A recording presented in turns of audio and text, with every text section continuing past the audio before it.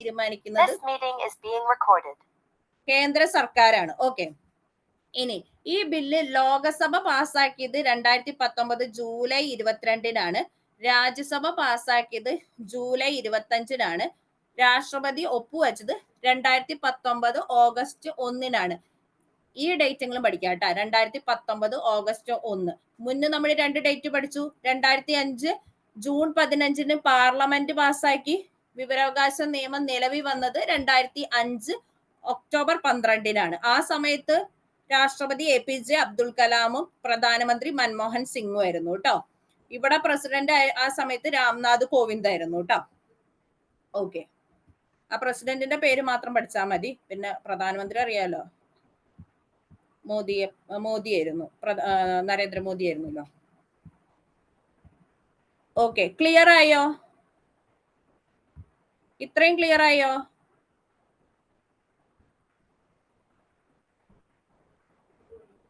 Okay.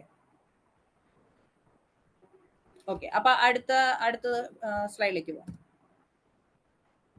ഇനി ഇപ്പോഴത്തെ രീതി അനുസരിച്ച് 2019 ഭേദഗതി പ്രകാരം ഈ പറഞ്ഞ സംസ്ഥാന വിവരാവകാശ കമ്മീഷൻ അംഗങ്ങൾ, ഈ വിവരാവകാശ കമ്മീഷനിലെ അംഗങ്ങൾ എന്ന് പറയുന്നത് ഒരു മുഖ്യ വിവരാവകാശ കമ്മീഷണർ ഉണ്ടാവും. പിന്നെ 10 കുറയാത്ത മറ്റ് വിവരാവകാശ കമ്മീഷണർമാരുണ്ട്. മെയിൻ ആയിട്ടുള്ള ആളെ മുഖ്യ വിവരാവകാശ കമ്മീഷണർ എന്ന് പറയും. അതിന്റെ കൂടെ തന്നെ 10ഓളം വരുന്ന ഒരു വിവരാവകാശ കമ്മീഷന്മാരും ഉണ്ട്. അത് സംസ്ഥാനത്തായാലും ആൾക്കാരുണ്ട്, കേന്ദ്രത്തിലായാലും അങ്ങനെ തന്നെ കേട്ടോ. 2019 ഭേദഗതി പ്രകാരം സംസ്ഥാന വിവരാവകാശ കമ്മീഷൻ അംഗങ്ങളുടെ ശമ്പളവും മറ്റ് ആനുകൂല്യവും തീരുമാനിക്കുന്നത് കേന്ദ്ര സർക്കാരാണ്. മുന്നിവർക്ക് ഈ ഇലക്ഷൻ കമ്മീഷണർമാരുടെ ലെവലിലാണ് സാലറി ആയിരുന്നത് 2005 നിയമപ്രകാരം. പക്ഷെ ഇപ്പൊ അത് കേന്ദ്ര സർക്കാരാണ് തീരുമാനിക്കുന്നത്. ഓക്കെ. അപ്പൊ 2019 ഭേദഗതി പ്രകാരം സംസ്ഥാന വിവരാവകാശ കമ്മീഷൻ അംഗങ്ങളും അവരുടെ ശമ്പളവും മറ്റ് ആനുകൂല്യം ഒക്കെ തീരുമാനിക്കുന്നത് കേന്ദ്ര സർക്കാരാണ്. ഇനി 2019 RT എന്ന് പറഞ്ഞാൽ right to information act rules പ്രകാരം കേന്ദ്ര സംസ്ഥാനങ്ങളിലെ മുഖ്യ വിവരാവകാശ കമ്മീഷണർ ഉൾപ്പെടെ എല്ലാ വിവരാവകാശ കമ്മീഷണർമാരുടെ കാലാവധി 3 വർഷമാക്കി. നമ്മൾ പറഞ്ഞു കേന്ദ്ര സർക്കാരാണ് അത് തീരുമാനിക്കുന്നത് ഇപ്പോഴത്തെ ഇതനുസരിച്ച്. പക്ഷെ 3 വർഷമായിട്ടാണ് അത് ചുരുക്കി. 5 വർഷം എന്നുള്ളത് അതിപ്പോ 3 വർഷമായിട്ട് ചുരുക്കിയിട്ടുണ്ട്. തീരുമാനിക്കണത് കേന്ദ്ര സർക്കാരാണ്. ഓക്കെ. ഇനി കേന്ദ്രത്തിലെ മുഖ്യ വിവരാവകാശ കമ്മീഷണറുടെ ശമ്പളമാണ് 2,50,000 രൂപ കേട്ടോ. 2,50,000 രൂപയാണ് കേന്ദ്ര മുഖ്യ വിവരാവകാശ കമ്മീഷണറുടെ ശമ്പളം. 2,50,000 രൂപ മുഖ്യ വിവരാവകാശ കമ്മീഷണറുടെ, കേന്ദ്ര മുഖ്യ വിവരാവകാശ കമ്മീഷണറുടെ. ഇനി കേന്ദ്രത്തിലെ വിവരാവകാശ കമ്മീഷണർമാർ, അതേപോലെ സംസ്ഥാനത്തെ മുഖ്യ വിവരാവകാശ കമ്മീഷണർ, സംസ്ഥാന വിവരാവകാശ കമ്മീഷണർമാർ എന്നിവരുടെയൊക്കെ ശമ്പളം 2,25,000 രൂപയാണ്. അപ്പോൾ കേന്ദ്രത്തിലെ മുഖ്യ വിവരാവകാശ കമ്മീഷണറുടെ ശമ്പളം മാത്രമാണ് 2,50,000 രൂപ. നമ്മുടെ സംസ്ഥാനത്തെ മുഖ്യ വിവരാവകാശ കമ്മീഷണർ ആയാലും സംസ്ഥാനത്തെ വിവരാവകാശ കമ്മീഷണർമാര്, അതേപോലെ കേന്ദ്രത്തിലെ ബാക്കിയുള്ള വിവരാവകാശ കമ്മീഷണർമാര്, അവരുടെയൊക്കെ സാലറി 2,25,000 രൂപയാണ്. ഇത്രയും ക്ലിയർ ആയോ? ക്ലിയർ ആണോ? അപ്പൊ 2 ക്വസ്റ്റ്യൻ ചോദിക്കാം. 2005 വിവരാവകാശ നിയമം പാർലമെന്റ് പാസാക്കിയ ഡേറ്റ് എന്നാ?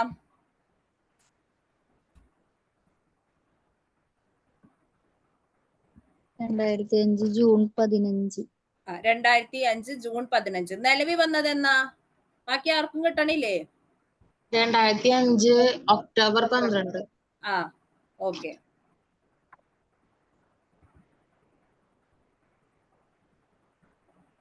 ഓക്കെ. പിന്നെ ഭേദഗതി നിയമം നിലവിൽ വന്നെന്നാ? 2019. ഡേറ്റ് ഓഗസ്റ്റ് 1 അല്ലെ? 2005 വിവരാവകാശ നിയമം നിലവിൽ വരുമ്പോ പ്രസിഡന്റ് ആരായിരുന്നു? അബ്ദുൽ കലാം. അബ്ദുൽ കലാം. ഓക്കെ. ക്ലിയർ അല്ലേ?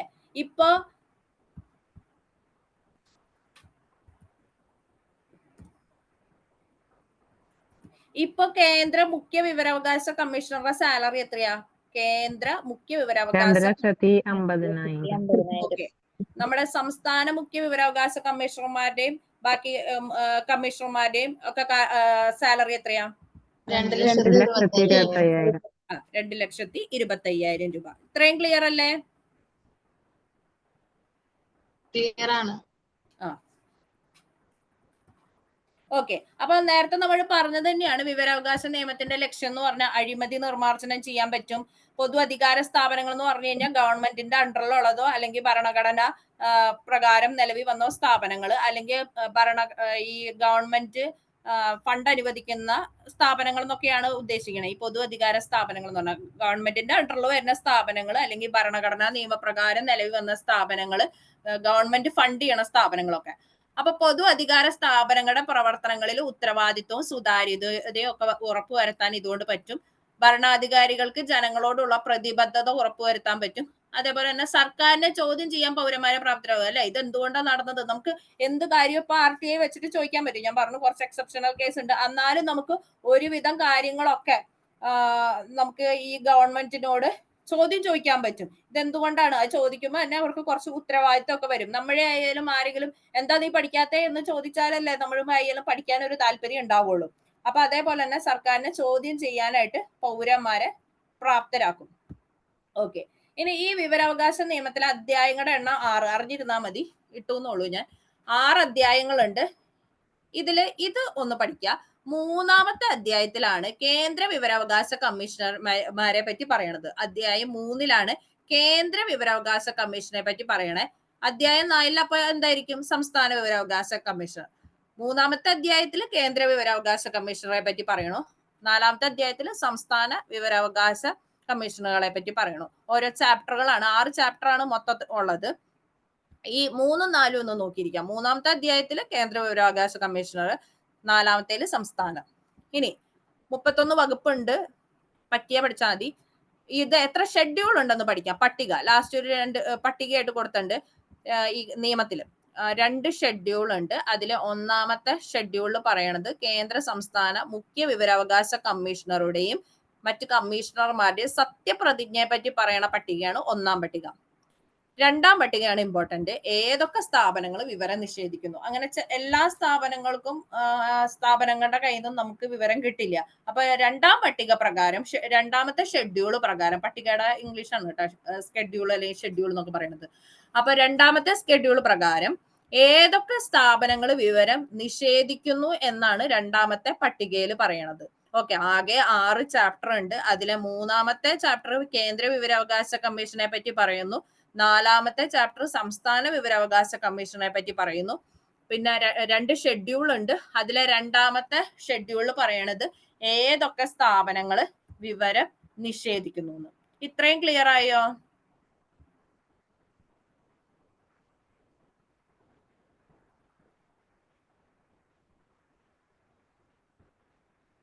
കുറച്ചധികം ഉണ്ട് കേട്ടോ കണ്ടന്റ്. ഇതിലെല്ലാതും ചോദിക്കുന്നോണ്ടാണ്.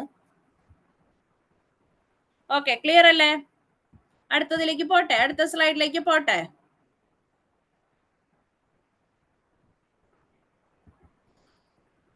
ഒപ്പെത്താൻ പറ്റണ്ടോ? എന്റെ കൂടെ ഒപ്പെത്താൻ പറ്റണ്ടോ?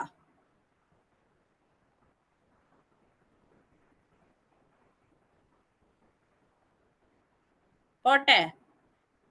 ഓക്കെ, വേറെ ആരും ഒന്നും പറയണില്ലല്ലോ. ഓക്കെ ഓക്കെ, അപ്പൊ നമുക്ക് അടുത്ത സ്ലൈഡിലേക്ക് പോവാം. ഇനി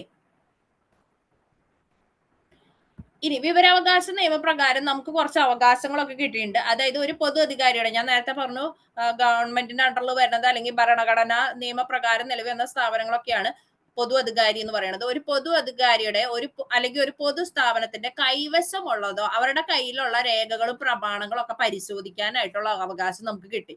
അതേപോലെ അവയുടെ സാക്ഷ്യപ്പെടുത്തിയ പകർപ്പെടുക്കാനും കുറിപ്പെടുക്കാനും ഒക്കെയുള്ള അവകാശം പൗരന്മാർക്ക് കിട്ടി. നമുക്ക് കിട്ടിയ ഒരു അവകാശങ്ങളാണ്. അത് നമുക്ക് പരിശോധിക്കാൻ പറ്റിയ ഒരു പൊതു സ്ഥാപനത്തിന്റെ കൈവശമുള്ളതോ അല്ലെങ്കിൽ അവരുടെ കൺട്രോളിലുള്ള പ്രമാണങ്ങളും രേഖകളും പരിശോധിക്കാൻ നമുക്ക് പറ്റി. അതിന്റെ പകർപ്പെടുക്കാൻ പറ്റും, കുറിപ്പെടുക്കാനൊക്കെ പറ്റും. ഇനി 2F ഈ വകുപ്പ് ഇമ്പോർട്ടന്റ് ആണ്. വിവരം എന്താണ് ഒരു വിവരം, എന്തൊക്കെ നമുക്ക് വിവരത്തിൽ ഉൾപ്പെടും എന്നതിന് നിർവചനം നൽകിയ വകുപ്പാണ് വകുപ്പ് 2F. ഇത് ഇമ്പോർട്ടന്റ് ആട്ടോ. 2F എന്നുള്ള വകുപ്പ് പ്രകാരം വിവരം എന്ന് പറഞ്ഞാൽ നമുക്ക് ഗവൺമെന്റ് ഓഫീസുമായിട്ട് ബന്ധപ്പെട്ട ഫയലുകൾ, ഗവൺമെന്റ് ഓഫീസിൽ പലതരം ഫയലുകൾ ഉണ്ട്. അപ്പൊ ആ ഫയലുകൾ ഈ വിവരാവകാശ നിയമപ്രകാരം നമുക്ക് കിട്ടാൻ പോകുന്ന വിവരങ്ങൾ, എന്തൊക്കെ വിവരങ്ങൾ നമുക്ക് കിട്ടുമെന്നാണ് ഈ പറയുന്നത്. അപ്പൊ ഗവൺമെന്റ് ഓഫീസുമായി ബന്ധപ്പെട്ട ഫയല് നമുക്ക് കിട്ടും, രേഖകൾ കിട്ടും, എന്തെങ്കിലുമൊക്കെ പുതിയ പുതിയ സർക്കുലർ ഇറക്കിയിട്ടുണ്ടെങ്കിൽ അത് കിട്ടും, ഉപദേശങ്ങൾ എന്തെങ്കിലും ഉപദേശിക്കണതോ അപ്പൊ അങ്ങനെ ഇപ്പൊ ഗവൺമെന്റിന് ഉപദേശിച്ച എന്തെങ്കിലും ഉപദേശങ്ങളൊക്കെ ഉണ്ടെങ്കിൽ അത് കിട്ടും, കരാറുകൾ എന്തെങ്കിലുമൊക്കെ ഉണ്ടെങ്കിൽ അത് കിട്ടും. ലോഗ് ബുക്ക് ഒക്കെ ഒന്ന് ശ്രദ്ധിച്ചു വെച്ചോളൂ. ഒരു എക്സാമിന് ചോദിച്ചിട്ട് കുറെ പേര് തെറ്റിച്ച ഒരു കാര്യമാണ് ലോഗ് ബുക്ക് ഒക്കെ കിട്ടുമെന്ന് വെച്ചിട്ട്. ഓക്കെ, ലോഗ് ബുക്ക്, സാമ്പിളുകള്, പിന്നെ ഇലക്ട്രോണിക് രൂപത്തിൽ കൈവശം വെച്ചിരിക്കുന്ന അവരുടെ വിവരങ്ങള്, സ്ഥിതി വിവര കണക്കുകള്, ഇമെയിലുകള്, പൊതു അധികാരികൾക്ക് ലഭ്യമാക്കുന്ന സ്വകാര്യ സ്ഥാപനത്തെ സംബന്ധിച്ച വിവരങ്ങള്, പ്രമാണങ്ങള്, മെമ്മോകള്, ഉത്തരവുകൾ, റിപ്പോർട്ട്, പത്രക്കുറിപ്പുകൾ, മാതൃകകൾ, ഇതൊക്കെ നമുക്ക് വിവരം എന്നതിൽ വരുന്നതാണ്. എന്ത് വിവരാവകാശ നിയമപ്രകാരം ലഭ്യമാകുന്ന വിവരങ്ങൾ. ഇതൊക്കെ 2 വട്ടം വായിച്ചാൽ മതി, നമ്മുടെ തലയിൽ കയറും. 2F എന്ന വകുപ്പിലാണ് വിവരം എന്നതിന് നിർവചനം നൽകിയിരിക്കുന്നത്. അതിലെന്തൊക്കെ പെടും? ഗവൺമെന്റ് ഓഫീസുമായിട്ട് ബന്ധപ്പെട്ട ഫയലുകൾ വരും, രേഖകൾ കിട്ടും, സർക്കുലർ കിട്ടും, ഉപദേശങ്ങൾ, കരാറുകൾ, ലോഗ് ബുക്ക്, സാമ്പിളുകൾ. ഈ ഇലക്ട്രോണിക് രൂപത്തിലുള്ളതൊക്കെ പറ്റുമെന്ന് ചോദിക്കും. അപ്പൊ അത് പറ്റും. സ്ഥിതി വിവര കണക്കുകൾ, ഇമെയില്, പൊതു അധികാരികൾക്ക് ലഭ്യമാകുന്ന സ്വകാര്യ സ്ഥാപനത്തെ സംബന്ധിച്ച വിവരങ്ങള്, പ്രമാണങ്ങൾ, മെമ്മോ, ഉത്തരവുകൾ, റിപ്പോർട്ട്, പത്രക്കുറിപ്പ്, മാതൃകകൾ, ഇതൊക്കെ നമുക്ക് വിവരം എന്ന ഇതിൽ കിട്ടും. ക്ലിയർ ആയോ? ക്ലിയർ ആയോ?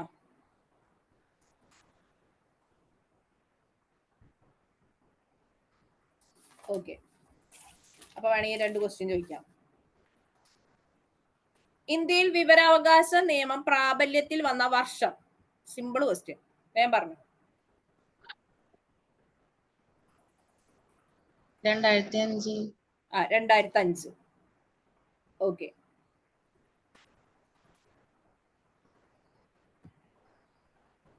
അടുത്ത സ്ലൈഡ്. ഇനി എല്ലാ പൗരന്മാർക്കും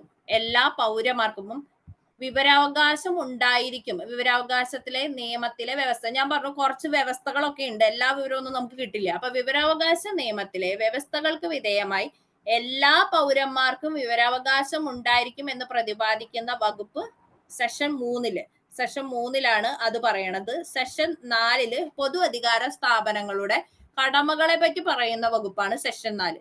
അപ്പൊ സെഷൻ 3 പറയാ എല്ലാ പൗരന്മാർക്കും വിവരാവകാശം ഉണ്ടായിരിക്കും. ആർക്ക് വേണേലും, ഒരു പൗരനായ, ഇന്ത്യൻ പൗരനായ ആർക്ക് വേണമെങ്കിലും ഈ പറഞ്ഞ വിവരാവകാശം വെച്ച് ചോദിക്കാം. ആ പറയണ കാര്യമാണ് സെഷൻ 3 പറയണത്. സെഷൻ 4 പൊതു അധികാര സ്ഥാപനങ്ങളുടെ കടമകളെ പറ്റി പ്രതിപാദിക്കുന്ന വകുപ്പാണ് സെഷൻ 4. ഈ 3 ഒന്ന് നോക്കി വെച്ചേക്കണേ, 3 ഇമ്പോർട്ടന്റ് ആണ്. ഇനി വിവരം ലഭിക്കുന്നതിനുള്ള അപേക്ഷ, നമുക്കിത് എവിടെയാ ഈ പറഞ്ഞ അപേക്ഷ വെക്കാം, ഇത് എങ്ങനെയാണ് അപേക്ഷ വെക്കാം, അതിനെ പറ്റിയൊക്കെ പറയുന്ന സെഷനാണ് സെഷൻ 6. ഈ വിവരം ലഭിക്കുന്നതിനുള്ള അപേക്ഷ എങ്ങനെ കൊടുക്കും അതൊക്കെ പറയണ സെഷനാണ് സെഷൻ 6. അപ്പൊ ഇപ്പൊ ചിലവർക്ക് എന്ന് പറഞ്ഞു കഴിഞ്ഞാൽ അപേക്ഷ ഒന്നും എഴുതി സമർപ്പിക്കാനായിട്ട് പറ്റില്ല. അങ്ങനെയുള്ള സന്ദർഭത്തിൽ അപേക്ഷ എഴുതി തയ്യാറാക്കുന്നതിനുള്ള എല്ലാ സഹായവും കേന്ദ്ര സംസ്ഥാന പബ്ലിക് ഇൻഫോർമേഷൻ ഓഫീസർ നൽകേണ്ടതാണ്. ഈ പബ്ലിക് ഇൻഫോർമേഷൻ ഓഫീസർ എന്ന് പറഞ്ഞാൽ നമ്മുടെ സാധാരണ ഗവൺമെന്റ് ഓഫീസിലൊക്കെ ജോലി ചെയ്യുന്ന ഈ വിവരാവകാശത്തെ പറ്റി നമുക്ക് ചോദിക്കാനായിട്ട് അവൈലബിൾ ആയിട്ടുള്ള ഒരു ഓഫീസറാണ് ഈ പറഞ്ഞ പബ്ലിക് ഇൻഫോർമേഷൻ ഓഫീസർ. അദ്ദേഹത്തിനോടാണ് നമ്മൾ എന്തെങ്കിലുമൊക്കെ വിവരത്തെ പറ്റിയൊക്കെ അറിയണം എന്നുണ്ടെങ്കിൽ ചോദിക്കണത്. ഓക്കെ, അപ്പൊ ഈ പബ്ലിക് ഇൻഫോർമേഷൻ ഓഫീസർ ഇതിനുള്ള എല്ലാ സഹായവും ചെയ്തു കൊടുക്കണം എന്നാണ് നിയമത്തിൽ പറഞ്ഞിരിക്കുന്നത്. നമുക്കിപ്പോ അപേക്ഷ എഴുതി സമർപ്പിക്കാൻ അറിയില്ല എന്നുണ്ടെങ്കിൽ ഈ പറഞ്ഞ പബ്ലിക് ഇൻഫോർമേഷൻ ഓഫീസർ കേന്ദ്രത്തിലെ ആയാലും സംസ്ഥാനത്തിലെ ആയാലും അവര് ചെയ്തു നൽകേണ്ടതാണ്. ഇനി ഇനി നമ്മളിപ്പോ ഒരു വിവരം ചോദിച്ചു, ഒരാൾ ഈ ഒരു വിവരാവകാശം വെച്ചിട്ട് ഒരു വിവരം നമ്മൾ ചോദിച്ചു. അപ്പൊ നമ്മളിപ്പോ നമുക്ക് ബാക്കിയുള്ളവരുടെ കാര്യങ്ങൾ അറിയാൻ ഒരു ക്യൂരിയോസിറ്റി എന്ന് പറഞ്ഞ സാധനം ഉണ്ടല്ലോ. അപ്പൊ നമ്മളിപ്പോ ഒരു ഗവൺമെന്റ് ഉദ്യോഗസ്ഥന് ഒരു പബ്ലിക് ഇൻഫോർമേഷൻ ഓഫീസറിനോട് നമ്മൾ ഇന്നതിനെ പറ്റി എനിക്ക് വിവരം കിട്ടണം എന്ന് ചോദിക്കുകയാണ്. അപ്പൊ അയാൾ ചോദിക്കും, ആ വിവരം എന്തിനാ നിങ്ങൾക്ക് കിട്ടണ്ടേ, അതിന് പറഞ്ഞിട്ട് ഇപ്പൊ നിങ്ങൾക്ക് എന്തിന്റെ കാര്യം, അങ്ങനെ ഒന്നും ചോദിക്കാനുള്ള റൈറ്റ് ഇല്ല ആ ഓഫീസർക്ക്, ഒരിക്കലും ഇല്ല. ആകെ നിങ്ങളെ കോണ്ടാക്ട് ചെയ്യാനുള്ള ഡീറ്റെയിൽസ് മാത്രം ചോദിക്കാനുള്ള അവകാശം അദ്ദേഹത്തിനുള്ളൂ. അല്ലാണ്ട് എന്തിനു വേണ്ടിയിട്ടാണ് ഈ വിവരം പറയേണ്ട കാര്യം എന്തിരിക്കണു, ഇത് പറഞ്ഞിട്ട് എന്തിനാണ്, നിങ്ങൾക്ക് അതുകൊണ്ട് എന്ത് ചെയ്യാനാണ്, അങ്ങനെയൊന്നും ചോദിക്കാൻ ഒരാൾക്കും അവകാശമില്ല. ഓക്കെ, അതാണ് ഈ എഴുതിയേക്കണേ. വിവരം ലഭിക്കുന്നതിന് അപേക്ഷ നൽകിയിട്ടുള്ള അപേക്ഷകനോട് അദ്ദേഹം ആ വിവരം ആവശ്യപ്പെടുന്നതിന്റെ കാരണമോ അയാളെ ബന്ധപ്പെടുന്നതിനുള്ള വിവരം ഒഴിച്ച് മറ്റ് വ്യക്തിപരമായ ഒരു വിവരം ആവശ്യപ്പെടാൻ പാടില്ല എന്നാണ് പറയണേ. അത് സെഷൻ പഠിച്ചില്ലേലും ഈ ഇങ്ങനെ ഒരു ക്ലോസ് ഉണ്ടെന്ന് പഠിക്കുക. നമ്മുടെ അടുത്ത് നമ്മളെ കോണ്ടാക്ട് ചെയ്യാനുള്ള ഒരു കാര്യം ഒഴിച്ച് വേറെ ഇത് എന്തിനാണ് ഈ വിവരാവകാശം വെച്ച് നിങ്ങൾ കാര്യം അറിയണത്, ഇതുകൊണ്ട് എന്ത് ചെയ്യാനാണ് എന്നൊന്നും ചോദിക്കാൻ ആർക്കും അധികാരമില്ല. ഓക്കെ, ഇത്രയും ക്ലിയർ ആയോ? ഇത്രയും ക്ലിയർ ആയോ? ഓക്കെ, അപ്പൊ എല്ലാ പൗരന്മാർക്കും വിവരം അറിയാനുള്ള ഒരു അവകാശം ഉണ്ടെന്ന് പറയുന്ന സെഷൻ ഏതാ?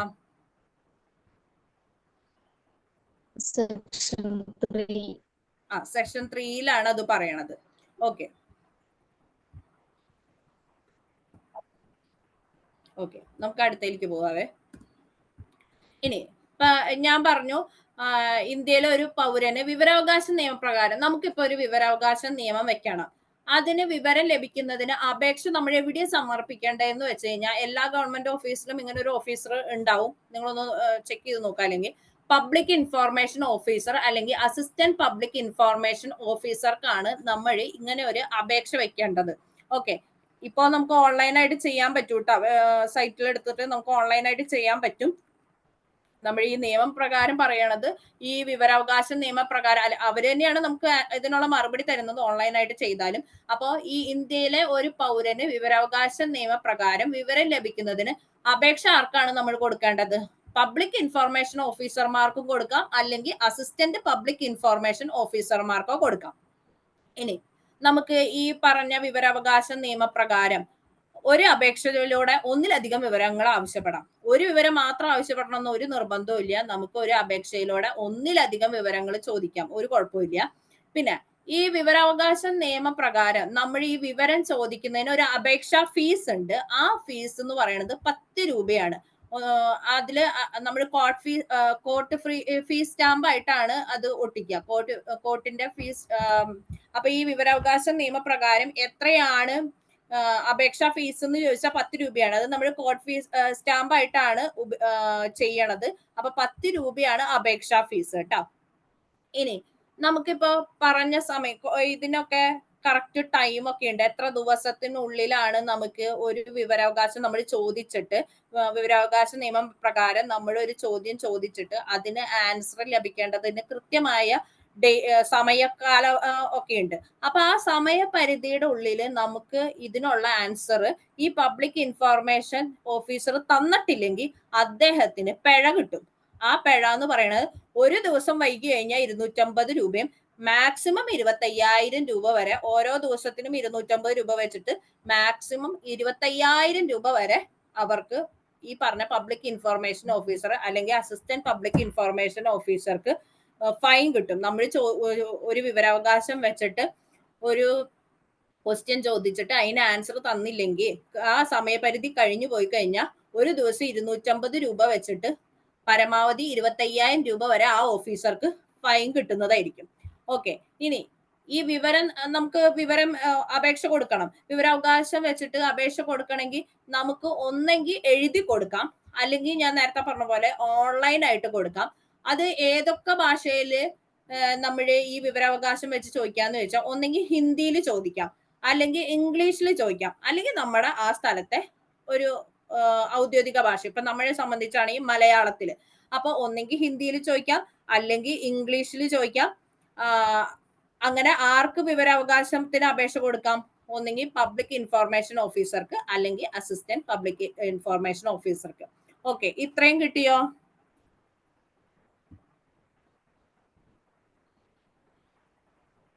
കിട്ടിയോ? ഞാൻ 2 ക്വസ്റ്റ്യൻ ചോദിക്കാം. അപ്പൊ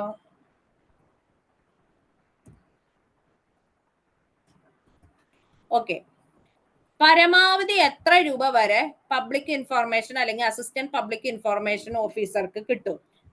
സമയപരിധിക്കുള്ളിൽ വിവരം തന്നില്ലെങ്കിൽ പരമാവധി എത്ര രൂപ വരെ ഫൈൻ അടിക്കും? 25,000. പരമാവധി 25,000 രൂപ. മിനിമം എത്രയാ? 250. 250 രൂപ. നമ്മൾ ആരോടാണ് വിവരാവകാശ നിയമപ്രകാരം അപേക്ഷ സമർപ്പിക്കേണ്ടത്? Public information officer. ഒന്നെങ്കിൽ പബ്ലിക് ഇൻഫോർമേഷൻ ഓഫീസർ അല്ലെങ്കിൽ അസിസ്റ്റന്റ് പബ്ലിക് ഇൻഫോർമേഷൻ ഓഫീസർ. എത്രയാ അപേക്ഷാ ഫീസ്? 10 രൂപ. 10 രൂപ. ഈ 10 രൂപ നമ്മൾ ഇനി പറയും. BPL-കാർക്കാണെങ്കിൽ പറഞ്ഞ 10 രൂപ അടക്കണ്ട കേട്ടോ. നമ്മൾ പറയും സാധാരണഗതിയിൽ അപേക്ഷ ഫീസ് എന്ന് പറയുന്നത് 10 രൂപയാണ്. BPL-കാർക്ക് 10 രൂപ അടക്കേണ്ട കാര്യമില്ല കേട്ടോ. ഓക്കെ, ഇനി എന്നിട്ടാ നമ്മൾ പഠിച്ച ഏത് ലാംഗ്വേജിലാണ് നമ്മൾ അപേക്ഷ സമർപ്പിക്കേണ്ടത്? ഹിന്ദിയിലോ ഇംഗ്ലീഷിലോ ഔദ്യോഗിക പ്രാദേശിക ഭാഷകളിലോ. ഒന്നെങ്കിൽ ഇംഗ്ലീഷിലാവാം, അല്ലെങ്കിൽ ഹിന്ദിയിലാകാം, അല്ലെങ്കിൽ ആ സ്ഥലത്തെ ഒഫീഷ്യൽ ആയിട്ടുള്ള ഒരു പ്രാദേശിക ലാംഗ്വേജിലോ നമുക്ക് ചോദിക്കാം. ഇലക്ട്രോണിക് മാധ്യമം മുഖേന നമുക്ക് ചോദിക്കാവുന്നതാണ് കേട്ടോ. ഓക്കെ, ഇത്രയും ക്ലിയർ ആയില്ലേ? അടുത്തത് എടുക്കട്ടെ.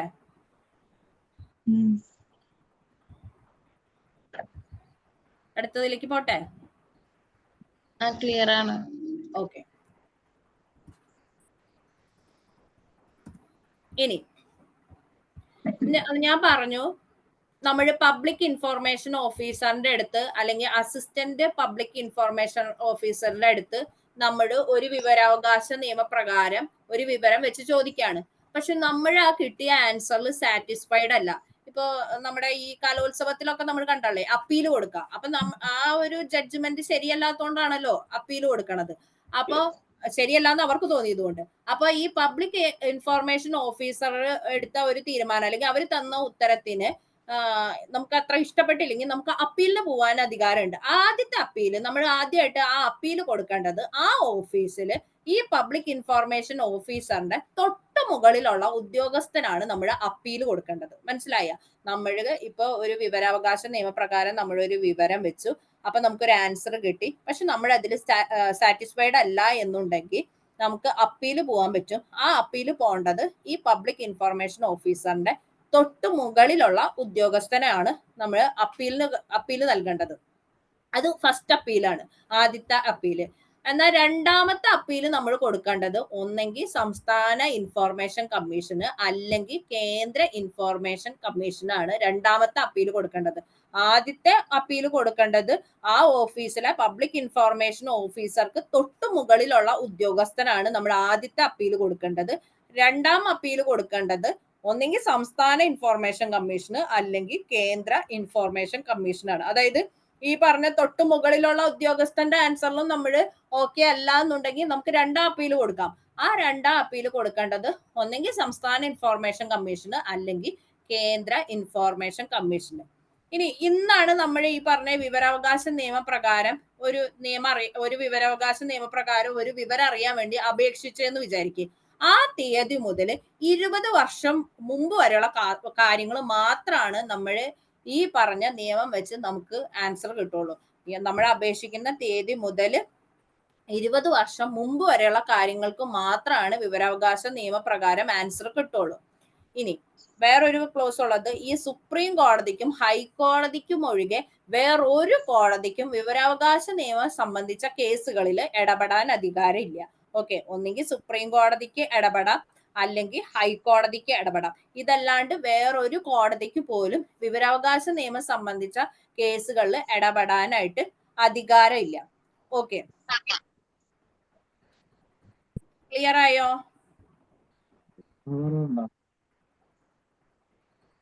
ഓക്കെ, പബ്ലിക് എന്തേലും പറയണ്ട? ആരെങ്കിലും എന്തേലും പറയണ്ട? ഓക്കെ, പബ്ലിക് ഇൻഫോർമേഷൻ ഓഫീസർ തന്ന ഒരു മറുപടിയിൽ നമ്മൾ തൃപ്തരല്ലെങ്കിൽ ആദ്യം അപ്പീൽ കൊടുക്കേണ്ടത് ആർക്കാ? അതിന്റെ തൊട്ട് മുകളിലുള്ള ഓഫീസർക്ക്. ഓക്കെ, തൊട്ട് മുകളിലുള്ള ഓഫീസർക്കാണ് കൊടുക്കേണ്ടത്. ഇനി അതിലും നമ്മൾ സാറ്റിസ്ഫൈഡ് ആയില്ലെങ്കിൽ രണ്ടാമത്തെ അപ്പീൽ എവിടെയാ കൊടുക്കണ്ടേ? സംസ്ഥാന ഇൻഫർമേഷൻ അല്ലെങ്കിൽ കേന്ദ്ര ഇൻഫർമേഷൻ കമ്മീഷനാണ് ഓക്കെ നമ്മൾ അതിനുള്ള റിക്വസ്റ്റ് കൊടുക്കേണ്ടത്, അപ്പീൽ കൊടുക്കേണ്ടത്. ഓക്കെ, പിന്നെ എത്ര വർഷം മുൻപുള്ള കാര്യങ്ങൾ വരെയാണ് നമ്മൾ വിവരാവകാശ നിയമപ്രകാരം കിട്ടുക? 20 വർഷം. 20 വർഷം. ചില സ്റ്റേറ്റ്മെന്റ് ചില എക്സാമിന്റെ ക്വസ്റ്റ്യൻസില്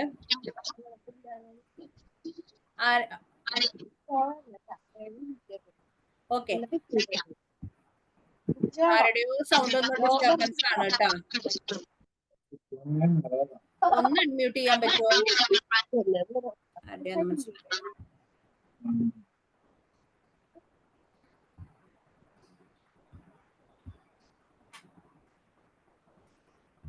ഓക്കെ, അപ്പൊ 20 വർഷം ചില സ്റ്റേറ്റ്മെന്റ് ക്വസ്റ്റ്യൻ പേപ്പറിൽ കാണാറുണ്ട് 15 വർഷം മുൻപ് വരെയുള്ള കാര്യങ്ങൾ മാത്രമേ കിട്ടുള്ളൂ. അതല്ല, 20 വർഷം മുമ്പ് വരെയുള്ള കാര്യങ്ങൾ നമുക്ക് കിട്ടും കേട്ടോ. അങ്ങനെ ഒരു ക്വസ്റ്റ്യൻ വന്നിട്ടുണ്ട്.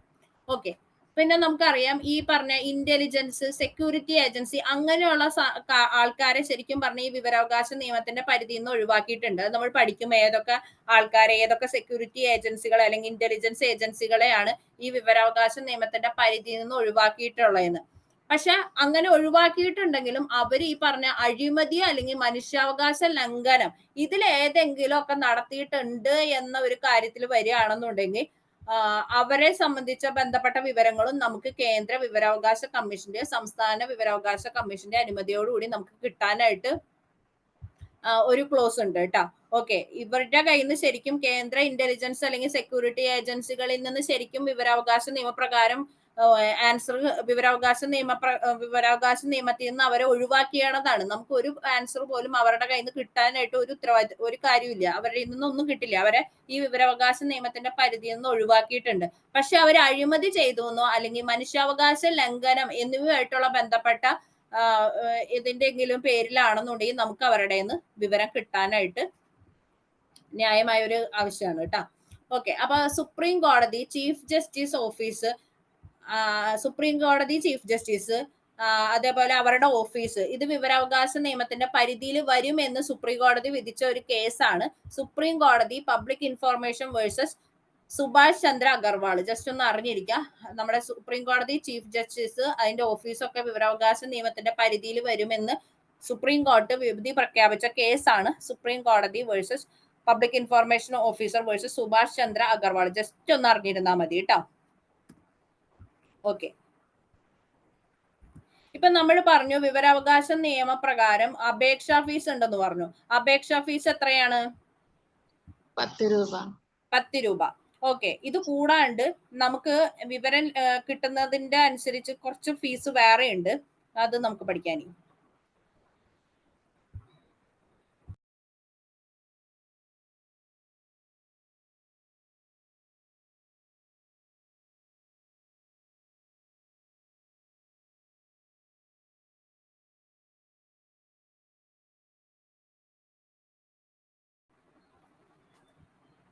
ഓക്കെ, അതായത് A4 അല്ലെങ്കിൽ A3 പേജിലാണ് നമുക്ക് വിവരം കിട്ടുന്നതെന്ന് വിവരം നമുക്ക് വേണ്ടത് എന്നുണ്ടെങ്കിൽ വിവരം ലഭിക്കാനായിട്ട് പേജ് 1-ന് 2 രൂപ വെച്ച് നമ്മൾ കൊടുക്കണം. A4 അല്ലെങ്കിൽ A3 പേജിലാണ് നമുക്ക് വിവരം കിട്ടേണ്ടത് അങ്ങനെയാണെന്നുണ്ടെങ്കിൽ 2 രൂപ പേജ് 1-ന് നമ്മൾ കൊടുക്കണം. ഇനി വലിയ സൈസ് പേപ്പറിൽ തന്നെ നമുക്ക് വിവരം ലഭിക്കണം എന്നുണ്ടെങ്കിൽ അതിന് ചെലവാകുന്ന തുക കൊടുത്താൽ മതി. അതിന് എത്ര രൂപയാണോ ചെലവാകുന്നത് അത് നമ്മൾ കൊടുക്കണം. ഓക്കെ, ഇനി ഡിസ്ക് അല്ലെങ്കിൽ ഫ്ലോപ്പി എന്നിവയിൽ വിവരം ലഭിക്കാനാണെങ്കിൽ ഡിസ്ക് 1-ന് 50 രൂപ വെച്ച് കൊടുക്കണം. ഓക്കെ, ഇത് A4 അല്ലെങ്കിൽ A3 പേജിലാണെങ്കിൽ പേജ് 1-ന് 2 രൂപ വെച്ച് നമ്മൾ കൊടുക്കണം. അതിലാണ് നമുക്ക് വിവരം കിട്ടേണ്ടതെങ്കിൽ. ഇനി വലിയ സൈസ് പേപ്പറിലാണ് വിവരം കിട്ടേണ്ടത് എന്നുണ്ടെങ്കിൽ അതിനായിട്ട് ചെലവാകുന്ന തുകയാണ് നമ്മൾ കൊടുക്കേണ്ടത്. ഡിസ്ക് അല്ലെങ്കിൽ ഫ്ലോപ്പിയിലാണെന്നുണ്ടെങ്കിൽ ഡിസ്ക് 1-ന് 50 രൂപ വെച്ച് കൊടുക്കണം. ഇനി ഈ വിവരാവകാശ നിയമപ്രകാരം കേരള സർക്കാരിന്റെ പുതുക്കിയ ഫീസ് ഉണ്ട്. നമ്മുടെ ഇതില് A4 സൈസിൽ പേപ്പറിൽ വിവരം ലഭിക്കാൻ പേജ് 1-ന് 3 രൂപയാണ് കൊടുക്കേണ്ടത്. നേരത്തെ 2 രൂപയായിരുന്നു, ഇപ്പൊ 3 രൂപ കൊടുത്താലാണ് നമുക്ക് A4 സൈസ് പേപ്പറിൽ വിവരം കിട്ടുക. CD അല്ലെങ്കിൽ അങ്ങനെയുള്ള ഇലക്ട്രോണിക് മാധ്യമങ്ങളിലാണെങ്കിൽ 75 രൂപ വെച്ച് കൊടുത്താലാണ് നമുക്ക് വിവരം കിട്ടാം. നേരത്തെ 50 രൂപ. ഇത് കേന്ദ്രത്തിന്റെ കാര്യമാണ് പറയണത്, ഇത് കേരളത്തിന്റെ കാര്യം. ഓക്കെ, നമുക്കാണെന്നുണ്ടെങ്കിൽ പേജ് 1-ന് 3 രൂപ വെച്ച് ഇലക്ട്രോണിക് മാധ്യമങ്ങൾ മുഖേനയാണ് നമുക്ക് വിവരം കിട്ടേണ്ടതെന്നുണ്ടെങ്കിൽ 75 രൂപ. ഓക്കെ, CD-യിലോ അങ്ങനെയുള്ള കാര്യങ്ങളിലൊക്കെ വിവരം കിട്ടണമെങ്കിൽ. ഓക്കെ, ക്ലിയർ അല്ലേ? ക്ലിയർ അല്ലേ? അടുത്തേക്ക് പോട്ടെ.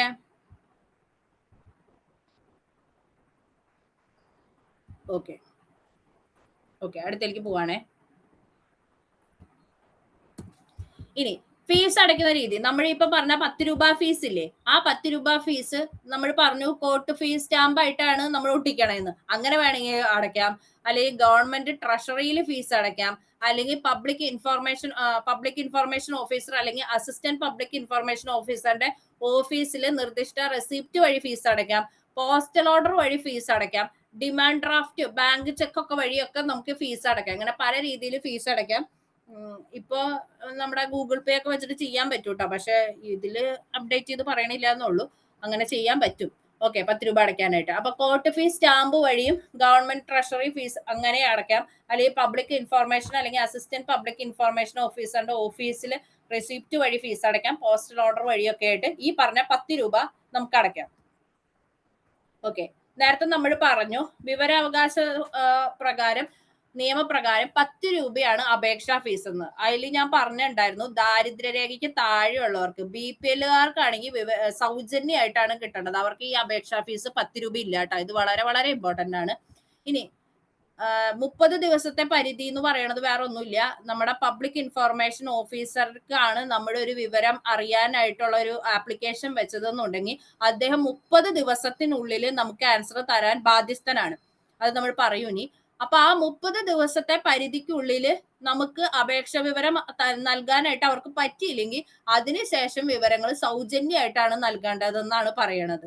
ഇനി മൂന്നാം കക്ഷി വിവരം എന്ന് പറഞ്ഞാൽ വേറെ ഒന്നുമില്ല, നമ്മൾ ചോദിക്കണത് ഒരാളോട് ഒരു ഗവൺമെന്റ് ഓഫീസിൽ, അപ്പൊ നമ്മൾ അപ്ലൈ ചെയ്ത് കഴിഞ്ഞപ്പോഴാണ് അറിയണത് അത് അവരുടെ ഡിപ്പാർട്ട്മെന്റിലുള്ള കാര്യമല്ല എന്ന് പറഞ്ഞു കഴിഞ്ഞാൽ നമ്മളൊന്നും ചെയ്യണ്ട, ആ ഓഫീസർ തന്നെ അത് അവരുടെ ഡിപ്പാർട്ട്മെന്റിലേക്ക്, അത് ഏത് ഡിപ്പാർട്ട്മെന്റിലെ കാര്യമാണോ അവിടേക്ക് പാസ് ചെയ്തോളും.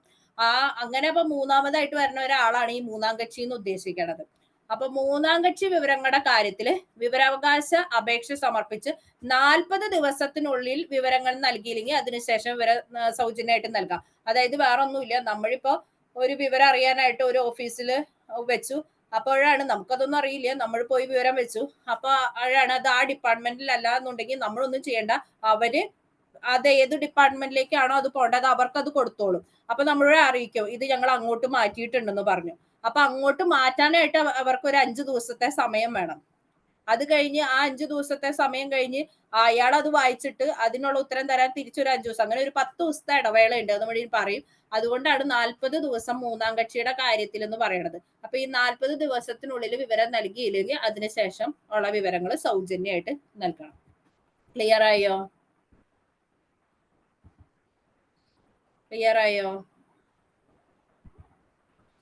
അപ്പൊ A4 അല്ലെങ്കിൽ A3 സൈസ് പേപ്പറിൽ പൈസ വിവരം കിട്ടണമെങ്കിൽ എത്ര രൂപയാണ്?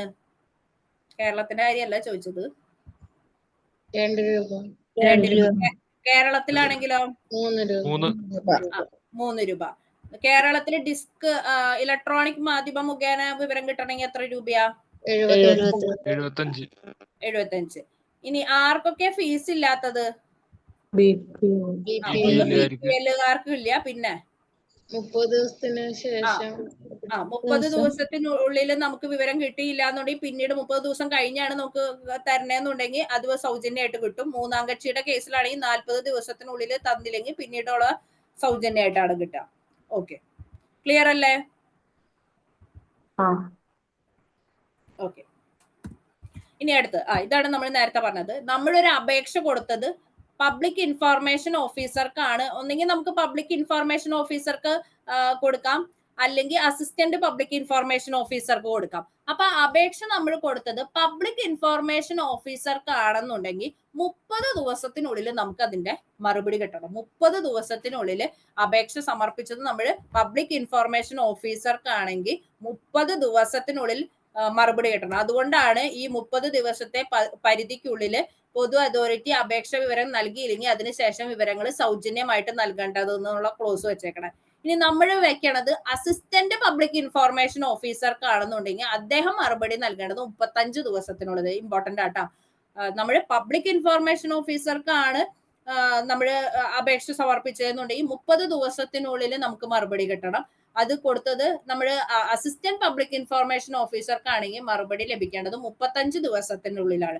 ഇനി ഒരാളുടെ ജീവനെയും സ്വത്തിനെയും അല്ലെങ്കിൽ അയാളുടെ ജീവനെ സ്വാതന്ത്ര്യത്തിനെയും ഒക്കെ ബന്ധപ്പെട്ടുള്ള ഒരു കാര്യമാണെന്നുണ്ടെങ്കിൽ 30-35 ദിവസം നോക്കിയിരുന്നു കഴിഞ്ഞാൽ അപ്പോഴേക്കും ചിലപ്പോൾ ആൾക്ക് എന്തെങ്കിലും അപകടമൊക്കെ സംഭവിക്കാൻ സാധ്യതയുണ്ട്. അങ്ങനെയുള്ള സന്ദർഭങ്ങളിൽ എമർജൻസി കേസിലാണെങ്കിൽ 48 മണിക്കൂറിനുള്ളിൽ വിവരം നൽകാനായിട്ട് അവർ ബാധ്യസ്ഥരാണ്. ഓക്കെ, അപ്പൊ പബ്ലിക് ഇൻഫോർമേഷൻ ഓഫീസർക്കാണെന്നുണ്ടെങ്കിൽ മറുപടി ലഭിക്കേണ്ടത് 30 ദിവസത്തിനുള്ളിൽ. അസിസ്റ്റന്റ് പബ്ലിക് ഇൻഫോർമേഷൻ ഓഫീസർക്കാണെങ്കിൽ 35 ദിവസത്തിനുള്ളിൽ നമുക്ക് മറുപടി കിട്ടണം. ഒരു വ്യക്തിയുടെ ജീവനെയും അങ്ങനെയുള്ള സ്വാതന്ത്ര്യത്തിനെയൊക്കെ ഹനിക്കുന്ന കാര്യമാണെന്നുണ്ടെങ്കിൽ 48 മണിക്കൂറിനുള്ളിൽ തന്നെ നമുക്ക് വിവരം കിട്ടണം. ഓക്കെ, ക്ലിയർ അല്ലേ?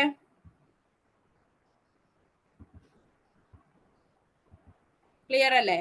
അപ്പൊ അസിസ്റ്റന്റ് പബ്ലിക് ഇൻഫോർമേഷൻ ഓഫീസർക്കാണ് നമ്മൾ അപ്ലൈ ചെയ്തതെന്നുണ്ടെങ്കിൽ എത്ര ദിവസത്തിനുള്ളിൽ മറുപടി കിട്ടണം? 35. അസിസ്റ്റന്റ് പബ്ലിക് ഇൻഫോർമേഷൻ ഓഫീസർക്കാണെങ്കിൽ. പബ്ലിക് ഇൻഫോർമേഷൻ ഓഫീസർക്കാണെന്നുണ്ടെങ്കിലോ 30. ഒരാളുടെ ജീവനെ ബാധിക്കണ കേസാണെങ്കിലോ 48 മണിക്കൂറിനുള്ളിൽ കിട്ടണം കേട്ടോ. ഓക്കെ, ഇനി നമ്മൾ പറഞ്ഞു ആദ്യത്തെ അപ്പീല് പോവാന്ന് പറഞ്ഞു. അതായത് ആദ്യത്തെ അപ്പീല് നമ്മൾ പറഞ്ഞിട്ടുണ്ടായി നേരത്തെ ആ പബ്ലിക് ഇൻഫോർമേഷൻ ഓഫീസർ, ആ ഓഫീസിൽ പബ്ലിക് ഇൻഫോർമേഷൻ ഓഫീസർക്ക് തൊട്ടു മുകളിലുള്ള ഉദ്യോഗസ്ഥനാണ് നമ്മൾ ഒന്നാം അപ്പീല് നൽകേണ്ടതെന്ന് പറഞ്ഞു. അത് നമ്മൾ അപ്പീല് കൊടുക്കേണ്ടത് മറുപടി കിട്ടി നമുക്ക്, അല്ലെങ്കിൽ മറുപടി ലഭിക്കേണ്ട സമയപരിധി അവസാനിച്ച് 30 ദിവസത്തിനുള്ളിലാണ് നമ്മൾ ഇത് കൊടുക്കേണ്ടത്. മറുപടി ലഭിച്ച് അല്ലെങ്കിൽ മറുപടി ലഭിക്കേണ്ട സമയപരിധി അവസാനിച്ച് 30 ദിവസത്തിനുള്ളിൽ.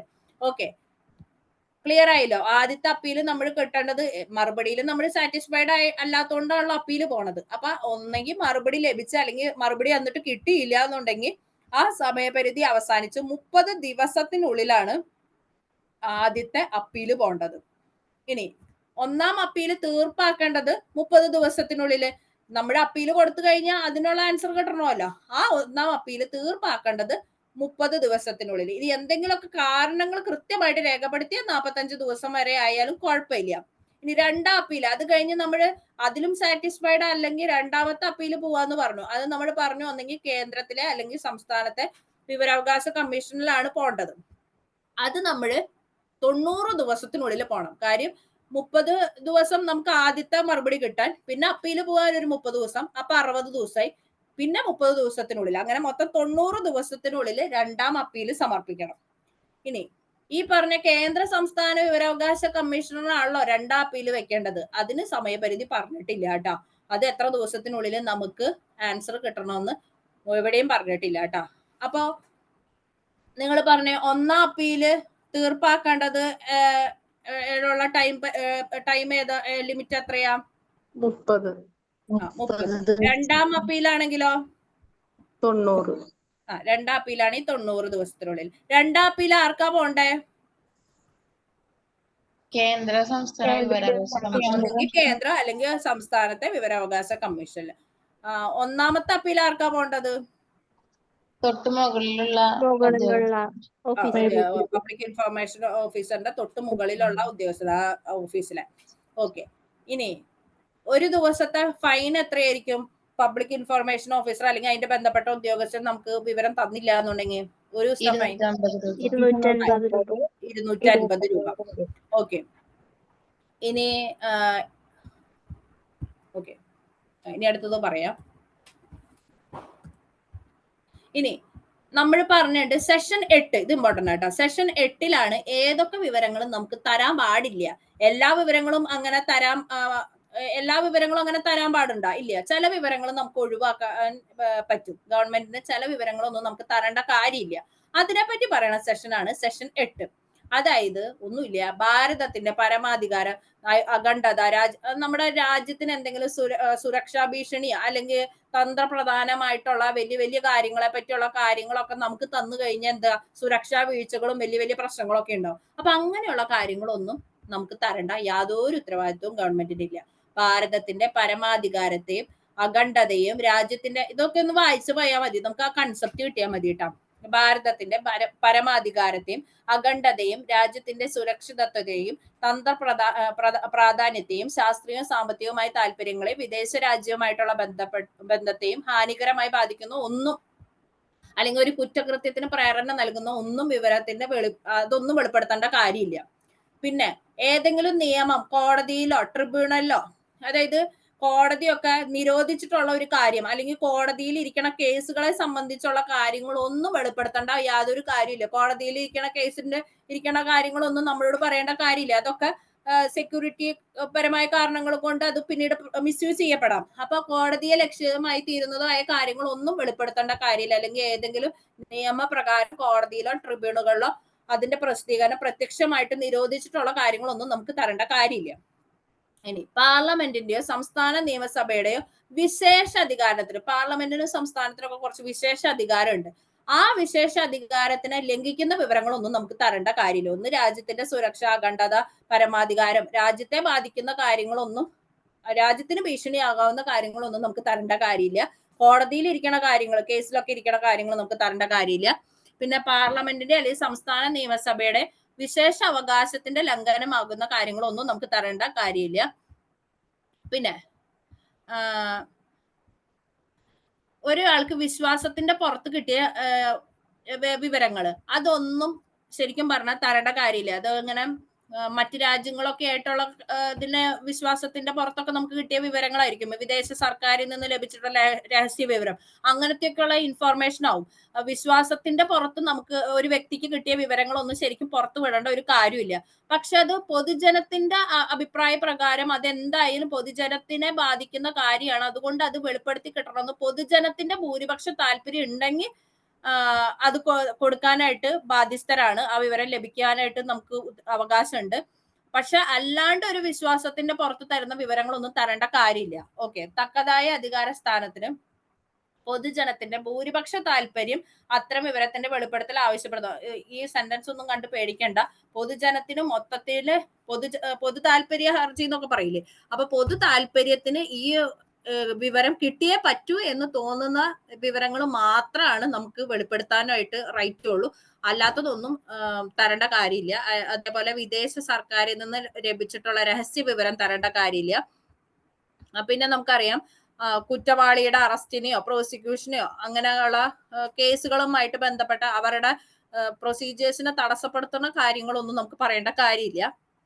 പിന്നെ നിയമം നടപ്പിലാക്കുന്നതോ അല്ലെങ്കിൽ സുരക്ഷിത ആവശ്യങ്ങൾക്കോ രഹസ്യമായി സഹായം നൽകിയിട്ടുള്ളതോ അല്ലെങ്കിൽ വിവരത്തിന്റെ ഏതെങ്കിലും വ്യക്തിയുടെ, അതായത് ഒരാളുടെ വ്യക്തിയുടെ ജീവനെയോ ശരീരത്തിന്റെയോ അപകടമായി തീരാവുന്ന കാര്യങ്ങളൊന്നും, ഒരാൾക്ക് പ്രശ്നമായി തീരുന്ന അയാളുടെ വ്യക്തിയുടെ ജീവനൊക്കെ ഭീഷണിയാവുന്ന കാര്യങ്ങളൊന്നും തരേണ്ട കാര്യമില്ല. അല്ലെങ്കിൽ സേഫ്റ്റിക്ക് ബാധിക്കണ രീതിയിലുള്ള കാര്യങ്ങളെ ഒന്നും, ഒരു സിസ്റ്റത്തിന്റെ സേഫ്റ്റിനെയൊക്കെ ബാധിക്കേണ്ട കാര്യങ്ങളൊന്നും നമുക്ക് തരേണ്ട കാര്യമില്ല. ഓക്കെ. ഇതിൽ തന്നെ കുറച്ച് എക്സെപ്ഷണൽ കേസ് ഉണ്ട്. അതായത് പൊതു താല്പര്യത്തിന് ഭീഷണിയാവും, പൊതു താല്പര്യം പ്രകാരം അത് തരേണ്ട കാര്യമാണെന്നുണ്ടെങ്കിൽ തരാൻ ബാധ്യസ്ഥരാണ്. ക്ലിയർ ആയോ?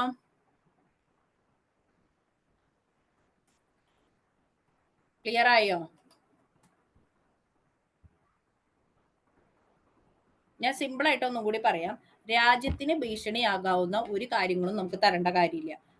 2, കോടതിയിൽ കേസിലിരിക്കണ കാര്യങ്ങൾ അല്ലെങ്കിൽ കോടതിയിലെ അല്ലെങ്കിൽ പോലീസിന്റെ ഒക്കെ അവരുടെ നടപടി കേസുകളുമായിട്ട് ബന്ധപ്പെട്ട കാര്യങ്ങൾ, അതിനെ ഒന്നും ഹനിക്കുന്ന രീതിയിലുള്ള കാര്യങ്ങളെ ബാധിക്കുന്ന വിവരങ്ങളൊന്നും നമുക്ക് തരാൻ പാടില്ല. വിദേശ ഗവൺമെന്റിൽ നിന്ന് കിട്ടിയ കാര്യങ്ങളൊന്നും നമുക്ക് തരേണ്ട കാര്യമില്ല. മെയിൻ ആയിട്ട് ഒരാളുടെ ജീവനെ ബാധിക്കുന്ന ഭീഷണിയാവുന്ന കാര്യങ്ങളൊന്നും തരേണ്ട കാര്യമില്ല. ഇത്രയേ ഉള്ളൂ. ആ കൺസെപ്റ്റ് മാത്രം അറിഞ്ഞാൽ മതി. ക്ലിയർ ആണോ? ആരും ഒന്നും പറയണില്ലല്ലോ, മനസ്സിലാവണില്ലേ? ക്ലിയർ ആണ്. ഓക്കെ, അടുത്തേക്ക് പോട്ടെ.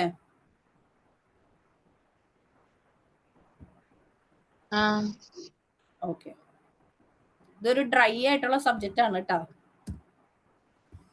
ഓക്കെ, സെഷൻ 9 എന്ന് പറയണത് ചില സന്ദർഭങ്ങളിൽ വിവരാവകാശം നിഷേധിക്കാനുള്ള കാരണം. ഇത് ഏത് സെഷൻ ആണെന്ന് മാത്രം പഠിച്ചാൽ മതി. സെഷൻ 9. എന്നാൽ സെഷൻ 8 എന്നിട്ടാ പറയണേ, വിവരം വെളിപ്പെടുത്തുന്ന ഒഴിവാക്കപ്പെട്ട കാര്യങ്ങൾ ഏതാന്ന് പറയണത് സെഷൻ 8. സെഷൻ 9 പറയണത് ചില സന്ദർഭങ്ങളിൽ വിവരാവകാശം നിഷേധിക്കാനുള്ള കാരണങ്ങൾ. പിന്നെ നമ്മൾ പറഞ്ഞതാണ് സെഷൻ 11 ഇമ്പോർട്ടന്റ് ആണ്. സെഷൻ 11 മൂന്നാം കക്ഷി വിവരങ്ങൾ. മൂന്നാം കക്ഷി വിവര തേർഡ് പാർട്ടി എന്താണെന്നൊക്കെ ഞാൻ പറഞ്ഞു. നമ്മളിപ്പോ ഒരാൾക്ക് ഒരു ഓഫീസിൽ അപേക്ഷ സമർപ്പിക്കുന്നു, അവിടെ നിന്ന് കിട്ടേണ്ട കാര്യമല്ല, അവിടെ നിന്ന് വേറൊരാളുടെ നിന്നാണ് നമുക്ക് വിവരം കിട്ടേണ്ടത്, അല്ലെങ്കിൽ വേറൊരു ഡിപ്പാർട്ട്മെന്റിൽ നിന്നാണ് വിവരം കിട്ടണമെന്നുണ്ടെങ്കിൽ ആ പറഞ്ഞ ആളാണ് മൂന്നാമത് വരണ ഒരാൾ, മൂന്നാം കക്ഷി എന്ന് ഉദ്ദേശിക്കുന്നത്.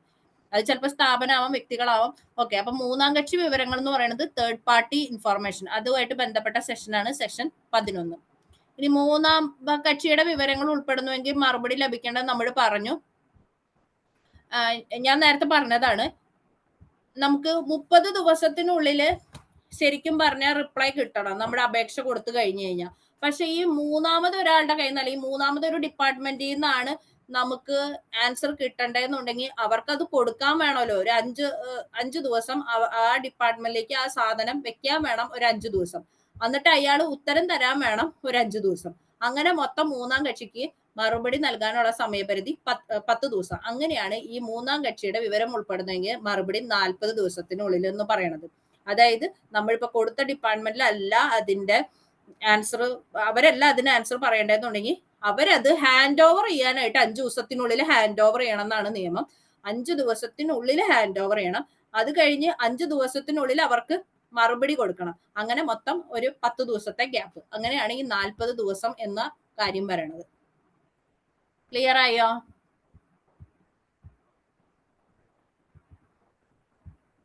ആരും ഒന്നും പറയണല്ലോ.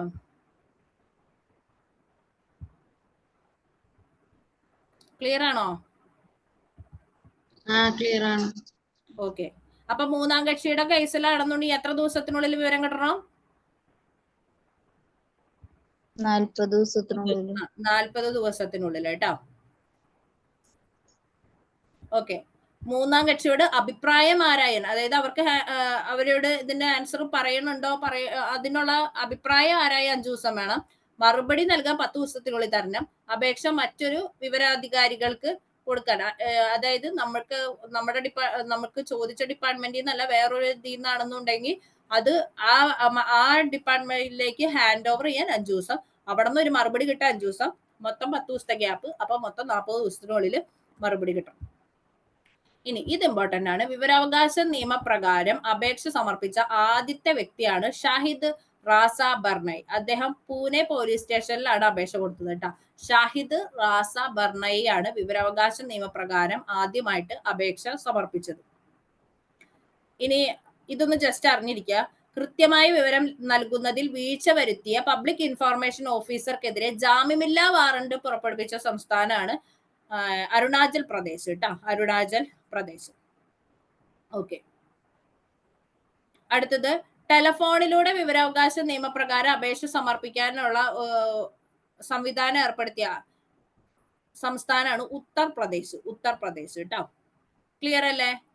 ഇതാണ് ഏറ്റവും ഇമ്പോർട്ടന്റ്. വിവരാവകാശ നിയമപ്രകാരം അപേക്ഷ സമർപ്പിച്ച ആദ്യ വ്യക്തി ആരാണെന്നാണ് ഏറ്റവും ഇമ്പോർട്ടന്റ്. ക്ലിയർ അല്ലേ? അടുത്തേക്ക് പോട്ടെ.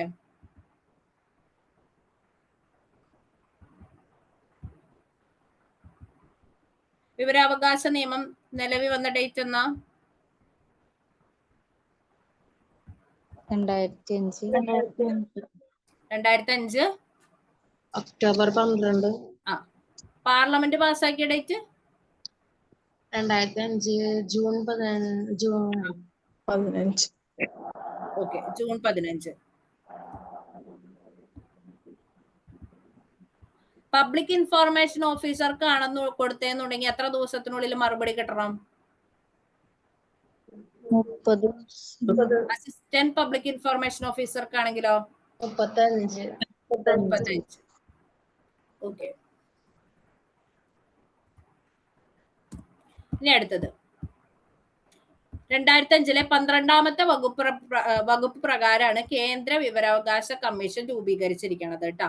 ഈ കേന്ദ്ര വിവരാവകാശ കമ്മീഷൻ ഉൾക്കൊള്ളുന്ന മന്ത്രാലയമാണ് ministry of personnel and training. Just അറിഞ്ഞിരുന്നാൽ മതി. 12ാം വകുപ്പ് പ്രകാരം ഈ മിനിസ്ട്രിയുടെ അണ്ടറിലാണ് ഇത് വരിക കേട്ടോ, കേന്ദ്ര വിവരാവകാശ കമ്മീഷൻ.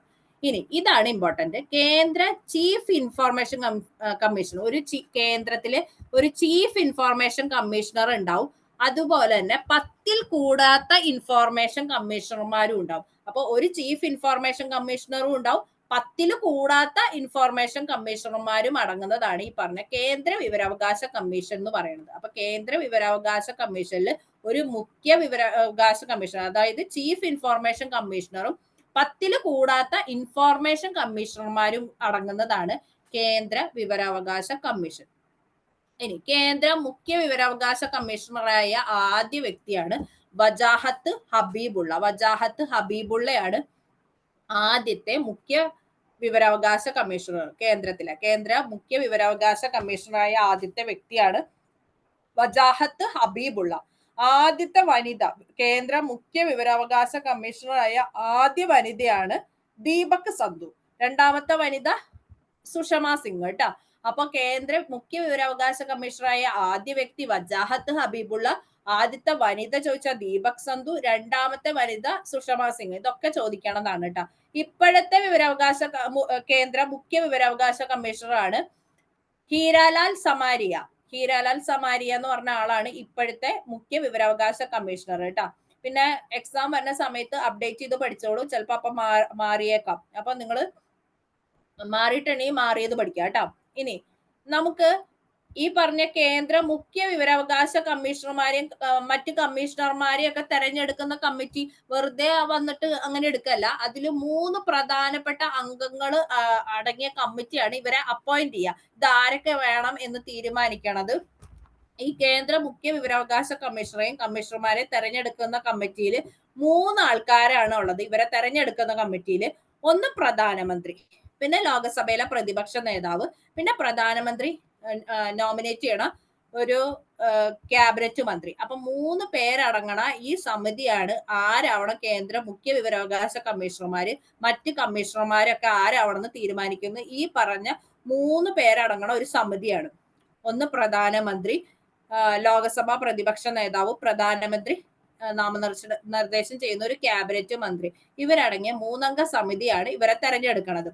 പിന്നെ ഇവർക്ക് എന്ന് പറഞ്ഞു കഴിഞ്ഞാൽ ഇതിനെ പറ്റിയൊക്കെ അറിവും ധാരണയൊക്കെ ഉള്ള ശാസ്ത്ര സാങ്കേതിക അങ്ങനെയൊക്കെയുള്ള പല മേഖലയിലും കഴിവ് തെളിയിച്ച ആൾക്കാരെയൊക്കെയാണ് നമ്മൾ ഇതിലേക്കൊക്കെ എടുക്കണത് കേട്ടോ.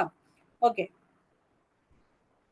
ഇനി കേന്ദ്ര മുഖ്യ വിവരാവകാശ കമ്മീഷണറും മറ്റ് കമ്മീഷണർമാരും രാജിക്കത്ത് സമർപ്പിക്കുന്ന പ്രസിഡന്റിനാണ്. ഇത് രാജിക്കത്ത് സമർപ്പിക്കുന്നതും അവരെ നീക്കം ചെയ്യുന്നതും ഇതൊക്കെ, അതേപോലെ തന്നെ അവര് സത്യപ്രതിജ്ഞ ചെയ്യുന്നതും രാജിക്കത്ത് സമർപ്പിക്കുന്ന ഒക്കെ പ്രസിഡന്റിന്റെ മുന്നിലാണ്. അപ്പൊ കേന്ദ്ര മുഖ്യ വിവരാവകാശ കമ്മീഷണറും മറ്റ് കമ്മീഷണർമാര് രാജിക്കത്ത് സമർപ്പിക്കുക, അതേപോലെ തന്നെ അവര് സത്യപ്രതിജ്ഞ ചെയ്യുക, അവര് രാജിക്കത്ത് സമർപ്പിക്കുന്നതൊക്കെ രാഷ്ട്രപതിക്ക് മുന്നിലാണ്. പിന്നെ കേന്ദ്ര വിവരാവകാശ കമ്മീഷന്റെ ആസ്ഥാനം എന്ന് പറയുന്നത് CIC ഭവൻ എന്ന് പറയുന്ന സ്ഥലമാണ് ഇതിന്റെ ആസ്ഥാനം. മുമ്പ് ഓഗസ്റ്റ് ക്രാന്ത് ഭവൻ എന്നാണ് അറിയപ്പെട്ടിരുന്നത്. ഇപ്പൊ അത് CIC ഭവൻ എന്നാണ് അറിയപ്പെടുന്നത്. ഓക്കെ. അപ്പൊ ഇവരെ അപ്പോയിന്റ് ചെയ്യണതും രാജിക്കത്ത് സമർപ്പിക്കുന്നതും ഇവര് സത്യപ്രതിജ്ഞ ചെയ്യുന്നതൊക്കെ പ്രസിഡന്റിന്റെ മുന്നിലാണ് കേട്ടോ. ഇനി 2005 വിവരാവകാശ നിയമപ്രകാരം ചീഫ് ഇൻഫോർമേഷൻ കമ്മീഷണറും മറ്റ് ഇൻഫോർമേഷൻ കമ്മീഷണർമാരും അവർ ഉദ്യോഗത്തിൽ പ്രവേശിക്കുന്ന തീയതി മുതൽ, നേരത്തെ നമ്മൾ പറഞ്ഞായിരുന്നു 5 വർഷക്കാലം അല്ലെങ്കിൽ 65 വയസ്സ് വരെയാണ് 2005 നിയമപ്രകാരം ഇവരുടെ ഒരു കാലയളവ് എന്ന് പറയണത്. ഓക്കെ. പിന്നെ അതേപോലെ ഇവർ രണ്ടാമത് അപ്പോയിന്റ് ചെയ്യാനായിട്ട് ഇവർക്ക് അർഹതയൊന്നുമില്ല, പുനർനിയമനം ഒന്നും പറ്റില്ലായിരുന്നു. പക്ഷെ ഇപ്പോഴത്തെ നിയമ ഭേദഗതി പ്രകാരം നമ്മൾ പറഞ്ഞു കേന്ദ്ര സർക്കാരാണ് കാലാവധി തീരുമാനിക്കുന്നതെന്ന്. പക്ഷെ ഇപ്പോഴത്തെ നിയമപ്രകാരം ഈ പറഞ്ഞ 65 വയസ്സ് പൂർത്തിയായതിനു ശേഷം ഉദ്യോഗത്തിൽ തുടരാൻ പാടില്ല കേട്ടോ. പിന്നെ നമ്മളിപ്പോ പറഞ്ഞു, ഇപ്പൊ 3 വർഷം വരെയാണ് പറയണത്, കേന്ദ്ര സർക്കാർ തീരുമാനിക്കുന്നുണ്ടെങ്കിൽ 3 വർഷമാണ് പറയണത്. അപ്പൊ 65 വയസ്സ് പൂർത്തിയായതിനു ശേഷം പിന്നെ ഉദ്യോഗത്തിൽ തുടരാൻ പാടില്ല. പിന്നെ ഈ പറഞ്ഞ ചീഫ് ഇൻഫോർമേഷൻ കമ്മീഷണർ, ഇപ്പോഴത്തെ നിയമം 2019 അമെന്റ്മെന്റ് നിയമപ്രകാരം ഈ പറഞ്ഞ ചീഫ് ഇൻഫോർമേഷൻ ഓഫീസർ അദ്ദേഹത്തിന് പുനർനിയമിക്കാനായിട്ട് യാതൊരു വകുപ്പില്ല. അദ്ദേഹത്തിന് നിയമിക്കില്ല. എന്നാ ഈ ഇൻഫോർമേഷൻ കമ്മീഷണർമാരില്ലേ, അതായത് 10 കുറയാത്ത ഇൻഫോർമേഷൻ കമ്മീഷണർമാര്, അവർക്ക് വേണമെങ്കിൽ ചീഫ് ഇൻഫോർമേഷൻ ആയിട്ട് മാറാൻ പറ്റും. പക്ഷെ ചീഫ് ഇൻഫോർമേഷൻ കമ്മീഷണറായിട്ടും ആകെ 5 വർഷത്തിൽ കൂടാനും പാടില്ല. ഈ ഇൻഫോർമേഷൻ കമ്മീഷണർമാർക്ക് വേണമെന്നുണ്ടെങ്കിൽ ചീഫ് ഇൻഫോർമേഷൻ കമ്മീഷണർ ആവാം, പക്ഷെ ആകെ 2 കൂടി സർവീസ് 5 വർഷത്തിൽ കൂടാനും പാടില്ല. ക്ലിയർ ആയോ? ഡൗട്ട് ഉണ്ടോ?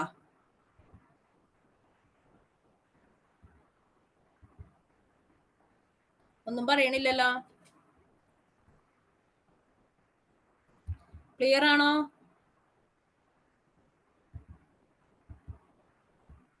എന്തേലും സംശയം ചോദിക്കട്ടാ?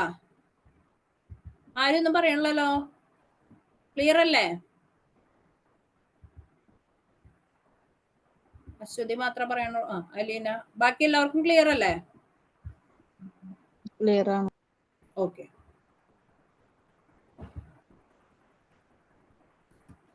ഓക്കെ, ഇനി ഒരു വെറുതെ വഴിക്കൂടെ പോണവർക്കൊന്നും, അല്ലെങ്കിൽ വെറുതെ ഒരു കാരണം ഇല്ലാണ്ട് ഈ പറഞ്ഞ ചീഫ് ഇൻഫോർമേഷൻ കമ്മീഷണറെ അല്ലെങ്കിൽ ഇൻഫോർമേഷൻ കമ്മീഷണർമാരെ ഒന്നും നീക്കം ചെയ്യാൻ പറ്റില്ല.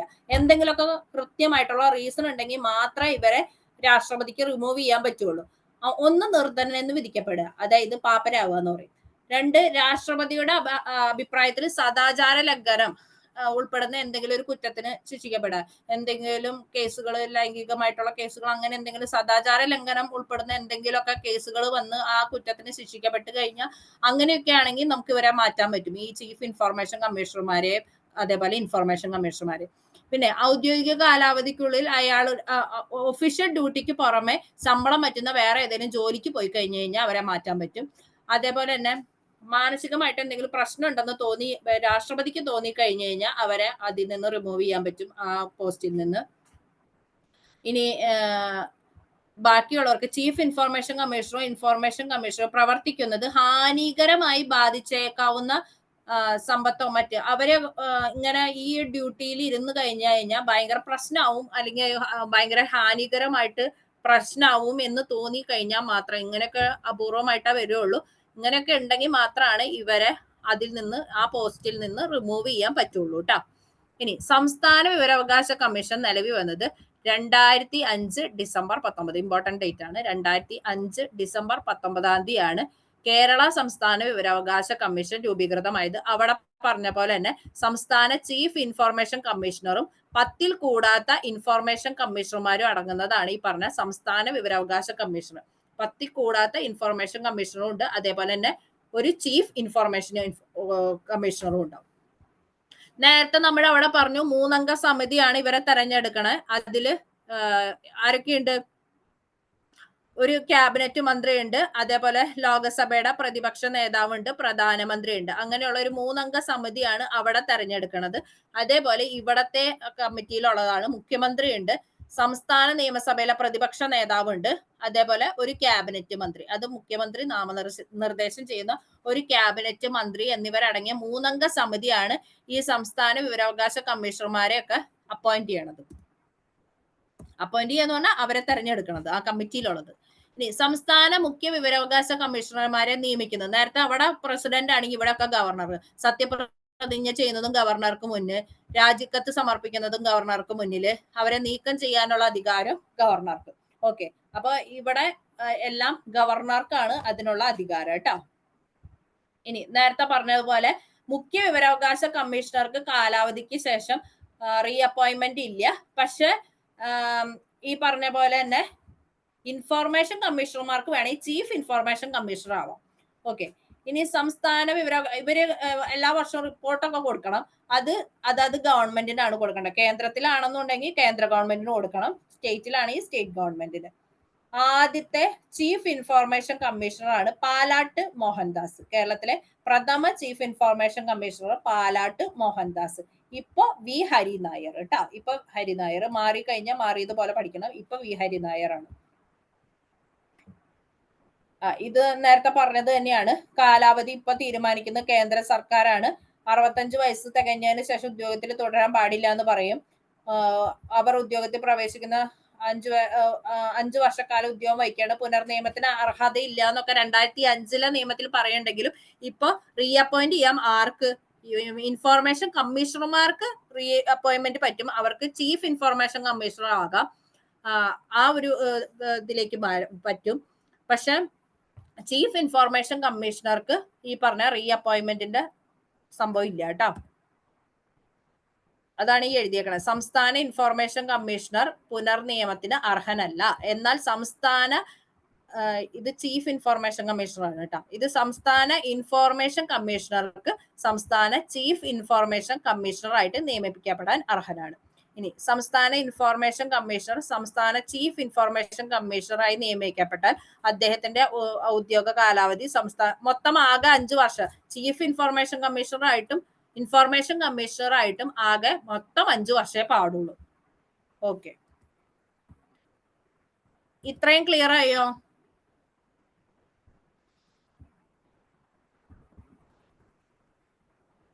ക്ലിയർ ആയോ? ആരൊന്നും പറയണില്ലല്ലോ.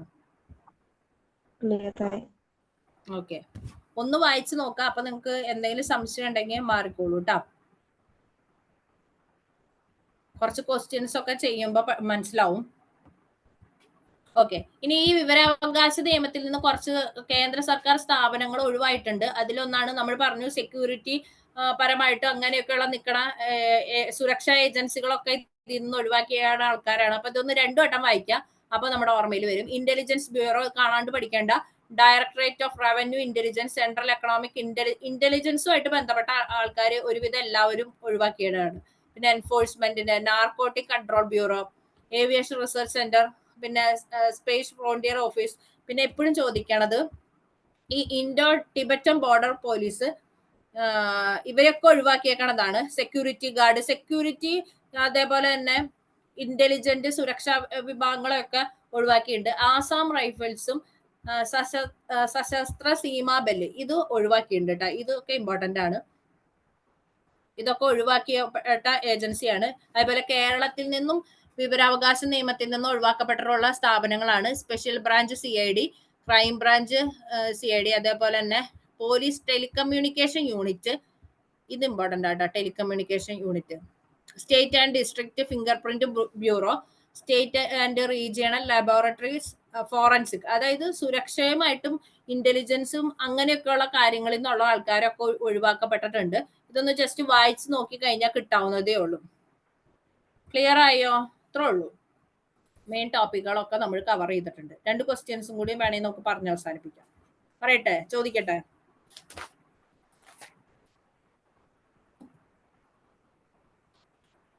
ഇന്ത്യയുടെ ആദ്യത്തെ വനിതാ മുഖ്യ വിവരാവകാശ കമ്മീഷണർ ആരാ?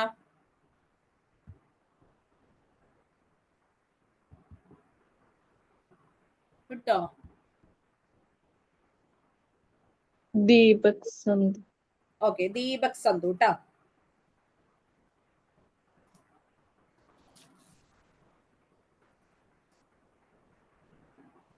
ഈ ക്വസ്റ്റ്യൻ നോക്കിയേ. താഴെ പറയുന്നതിൽ വിവരാവകാശ നിയമത്തിന്റെ പരിധിയിൽ വരാത്തത് ഏതാണെന്നാണ് ചോദിക്കണം. 1, മന്ത്രിസഭാ തീരുമാനം വരുമോ? മന്ത്രിസഭയുടെ തീരുമാനങ്ങൾ വരുമോ വിവരാവകാശത്തിന്റെ പരിധിയില്?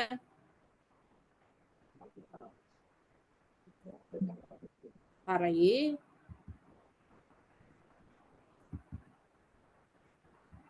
ആരും ഒന്നും പറയണല്ലോ. മന്ത്രിസഭാ തീരുമാനം വരില്ലേ? മന്ത്രിസഭയുടെ തീരുമാനങ്ങളൊക്കെ നമുക്ക് അറിയണതിന് കുഴപ്പമില്ലല്ലോ. ഓക്കെ, ഇനി അടുത്തത് 15 വർഷം പഴക്കമുള്ള രേഖകൾ നമുക്ക് കിട്ടോ? 15 കിട്ടും. 20 വർഷം വരെയുള്ള രേഖകൾ നമുക്ക് കിട്ടും. അപ്പൊ 15 വർഷം വരെയുള്ള രേഖകൾ കിട്ടും. അർദ്ധ സർക്കാർ സ്ഥാപനങ്ങളിലെ വിവരങ്ങൾ കിട്ടോ? ഞാൻ നേരത്തെ പറഞ്ഞിട്ടുണ്ടായി ഗവൺമെന്റ് ഗ്രാന്റ് കൊടുക്കണത് അല്ലെങ്കിൽ ഗവൺമെന്റിന്റെ അണ്ടറിൽ വരുന്നതോ ഇതിനൊക്കെ കിട്ടുമെന്ന്. അപ്പൊ കിട്ടില്ലേ? അപ്പൊ അടുത്തൊരു ക്വസ്റ്റ്യൻ അല്ല, അടുത്ത പോയിന്റ്, രാജ്യസുരക്ഷയെ സംബന്ധിക്കുന്ന വിവരങ്ങൾ കിട്ടോ? കിട്ടില്ല. അപ്പൊ അതാണ് അതിന്റെ ആൻസർ കേട്ടോ. ഇനി വിവരാവകാശ അപേക്ഷ നിരസിക്കുവാൻ നിർദ്ദേശിച്ചിരിക്കുന്ന വകുപ്പ് ഏത് വകുപ്പിലാ?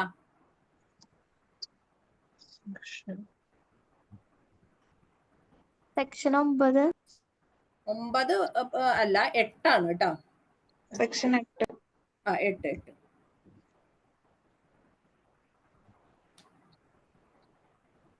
കേന്ദ്ര മുഖ്യ വിവരാവകാശ കമ്മീഷണറെയും മറ്റു കമ്മീഷണർമാരെ നിയമിക്കുന്നത് ആര്? പ്രസിഡന്റ്. പ്രസിഡന്റ്. ഓക്കെ, അടുത്തൊരെണ്ണം കേട്ടോ. 2005 വിവരാവകാശ നിയമപ്രകാരം പൗരന് ലഭിക്കാവുന്ന വിവരവുമായി ബന്ധപ്പെട്ട ശരിയായത് കേട്ടോ. ഓരോന്നായിട്ട് ചോദിക്കാം. ആഗ്രഹിക്കുന്ന ഏതൊരു വിവരവും ലഭ്യമാകും, കിട്ടോ? ഇല്ല. ആഗ്രഹിക്കുന്ന എല്ലാ കാര്യങ്ങളൊന്നും കിട്ടില്ല. പൊതു അധികാര സ്ഥാപനങ്ങളുടെ പക്കലുള്ള എല്ലാ വിവരങ്ങളും ലഭ്യമാണ്, കിട്ടോ? കിട്ടോ? കിട്ടില്ല. അതിപ്പോ രാജ്യസുരക്ഷനെ ബാധിക്കണ കാര്യമാണെന്നുണ്ടെങ്കിൽ അതൊന്നും കിട്ടില്ല. ഒരാളുടെ ജീവനെ ബാധിക്കണ കാര്യമാണെങ്കിൽ കിട്ടില്ല. വിദേശ സർക്കാരിൽ നിന്ന് ലഭിച്ച രഹസ്യമായിട്ടുള്ള ഒന്നും കിട്ടില്ല. അപ്പൊ അത് തെറ്റാം. ഇനി ഭരണഘടനാ സ്ഥാപനങ്ങളുടെ വിവരങ്ങൾ മാത്രം ലഭ്യമാകും, അത് ശരിയാണോ? അല്ല. ഭരണഘടനാ സ്ഥാപനങ്ങളുടെ മാത്രമല്ല, ഗവൺമെന്റിന്റെ അണ്ടറിൽ കിട്ടണ സ്വകാര്യ സ്ഥാപനത്തെ സംബന്ധിച്ച ഇതാണെന്നുണ്ടെങ്കിലും ഗവൺമെന്റിന്റെ അണ്ടറിൽ വരണതാണെങ്കിൽ അത് കിട്ടും. അടുത്തത് വകുപ്പ് 8, 9 എന്നിവയിൽ പറഞ്ഞിട്ടുള്ളത് ഒഴികെ പൊതു അധികാര സ്ഥാപനങ്ങളുടെ പക്കലുള്ള വിവരങ്ങൾ ലഭ്യമാകുന്നതാണ്, ശരിയാണോ?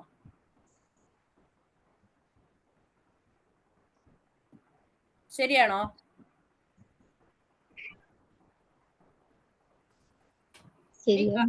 ശരിയാണ് അല്ലെ. വകുപ്പ് 8, 9 നമ്മൾ പറയണത് ഏതൊക്കെ വിവരങ്ങൾ നമുക്ക് കിട്ടില്ല എന്ന്. അപ്പൊ വകുപ്പ് 8, 9 എന്നിവയിൽ പറഞ്ഞിട്ടുള്ളത് ഒഴികെ പൊതു അധികാര സ്ഥാപനങ്ങളുടെ പക്കലുള്ള വിവരങ്ങളൊക്കെ ലഭ്യമാകും.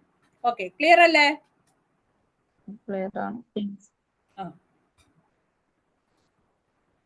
ഇങ്ങനെയാണ് ഇതിൽ നിന്ന് ക്വസ്റ്റ്യൻസ് വരിക. അപ്പൊ കുറച്ച് ക്വസ്റ്റ്യൻസ് ഇതിൽ പറയാത്ത ക്വസ്റ്റ്യൻസ് ഞാൻ പരീക്ഷയ്ക്ക് ഇട്ടുതരാം കേട്ടോ.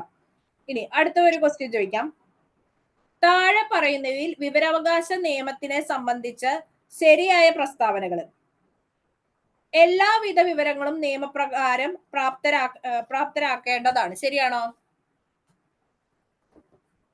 ഇപ്പൊ നമ്മൾ പറഞ്ഞതാ. എല്ലാ വിവരവും കിട്ടോ? കമ്പ്യൂട്ടറിൽ ശേഖരിച്ചു വെച്ചിരിക്കുന്ന വിവരങ്ങൾ അപേക്ഷകന് നൽകേണ്ടതില്ല, ശരിയാണോ?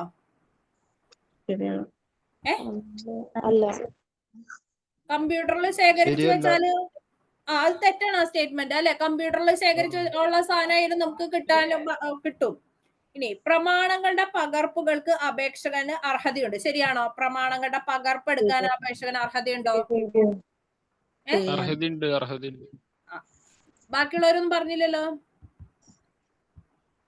പകർപ്പെടുക്കാനായിട്ട് അർഹതയുണ്ടല്ലോ. അതുകൊണ്ടാണല്ലോ നമ്മുടെ A4 സൈസ് പേപ്പറിനൊക്കെ പൈസ കൊടുക്കണത്. 2 രൂപ വെച്ചും 3 രൂപ വെച്ചൊക്കെ ഷീറ്റ് ഒന്നും കൊടുക്കണില്ലേ? ഓക്കെ, അടുത്തൊരു സ്റ്റേറ്റ്മെന്റ്. അഭിപ്രായ സ്വാതന്ത്ര്യത്തിന്റെ ഭാഗമായി വിവരാവകാശത്തെ കണക്കാക്കാം, ശരിയോ തെറ്റോ? ശരിയാണ് കേട്ടോ. ഓക്കെ, അപ്പൊ ഇങ്ങനെയാണ് ക്വസ്റ്റ്യൻസ് വരിക. ഇനി വേണോ ഒരു ക്വസ്റ്റ്യനും കൂടി? ഇനി വേണോ? ജനാധിപത്യത്തിന്റെ സൂര്യ തേജസ് എന്നറിയപ്പെടുന്ന നിയമം ഏതാ?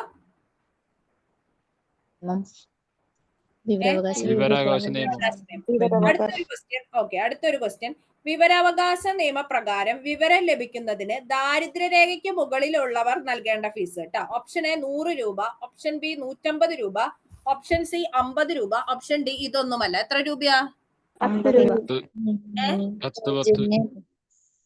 സൗജന്യം 10 രൂപ. അതായത് ഇവര് ചോദിച്ചേക്കണത് ദാരിദ്ര്യരേഖയ്ക്ക് മുകളിലുള്ളവര് നൽകേണ്ട ഫീസ് എത്രയാന്ന്. പക്ഷെ ഓപ്ഷനിൽ 10 രൂപ എന്ന് പറഞ്ഞ ഒരു ഓപ്ഷൻ ഇല്ല. അപ്പൊ ആൻസർ ഇതൊന്നും അല്ല കേട്ടോ. ശരിക്കും എത്ര രൂപ കൊടുക്കണ്ടേ? 10 രൂപ കേട്ടോ. ഓക്കെ, അടുത്തൊരു ക്വസ്റ്റ്യൻ. അറിയാനുള്ള അവകാശ നിയമം 2005 ഉദ്ദേശ ലക്ഷ്യത്തെ സംബന്ധിച്ച് ശരിയായ പ്രസ്താവന. പൊതു അധികാരികളുടെ അധീനതയിലുള്ള വിവരങ്ങൾ പൗരന്മാർക്ക് നിർബാധം ലഭ്യമാക്കുക, ശരിയാണോ?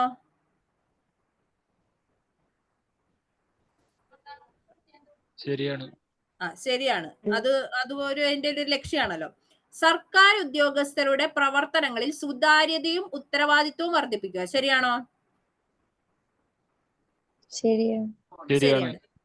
അടുത്തത്, പൊതു അധികാരികളുടെ അധീനതയിലുള്ള എല്ലാ വിവരങ്ങൾ നിശ്ചിത സമയപരിധിക്കുള്ളിൽ ഡിജിറ്റൽ രൂപത്തിലാക്കുക.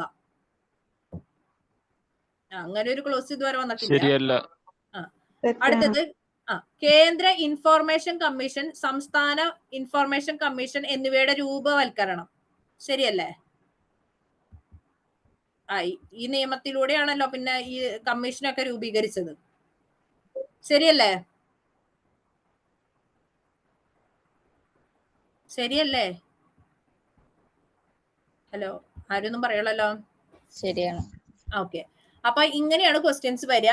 ഇനി ഇതിൽ പറയാത്ത ക്വസ്റ്റ്യൻസ് നാളെ ഞാൻ എക്സാമിന് ഇട്ട് തരാം. അപ്പൊ നിങ്ങൾക്ക് ഒരു ഐഡിയ കിട്ടും. ഇപ്പൊ കുറെ ക്വസ്റ്റ്യൻസ് ഒക്കെ ഞാൻ പറഞ്ഞു, വന്നിട്ടുള്ള ക്വസ്റ്റ്യൻസ് ഒക്കെ പറഞ്ഞിട്ടുണ്ട്. ഇനിയും പറയാത്ത ക്വസ്റ്റ്യൻസ് ഒരുപാടുണ്ട്. അത് നാളത്തെ പരീക്ഷയ്ക്ക് കുറച്ച് ക്വസ്റ്റ്യൻസ് അങ്ങനത്തെ ഇട്ട് തരാം കേട്ടോ. അപ്പൊ ശരി, താങ്ക് യു.